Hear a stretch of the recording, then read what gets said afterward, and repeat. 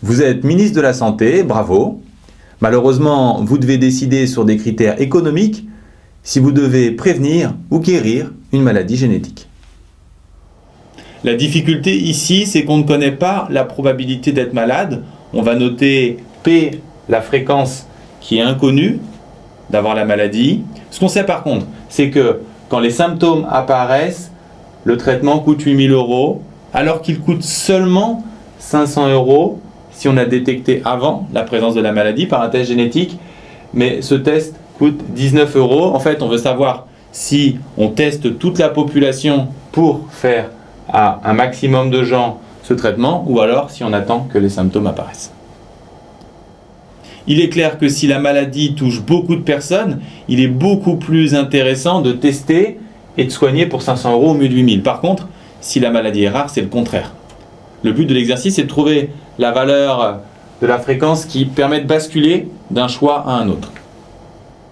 Pour résoudre ce problème, vous êtes guidé.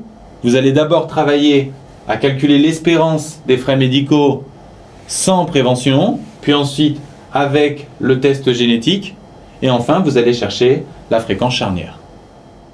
Première chose à faire, noter les informations clés du problème, ce que j'ai fait ici.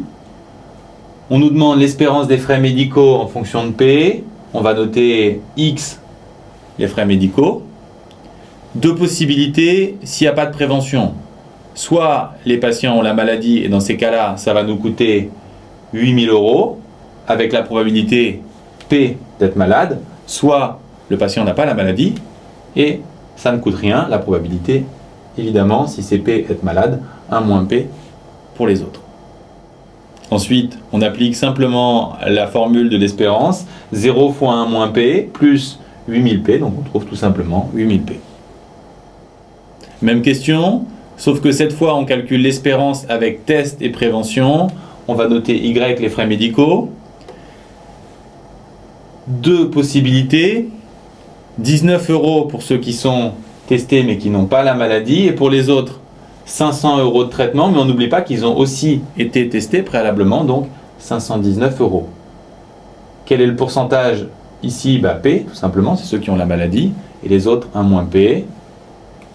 On calcule l'espérance 19 fois 1 moins P plus 519 fois P. On simplifie et on trouve 500P plus 19. On vous demande finalement à partir de quelle fréquence il est plus intéressant de tester.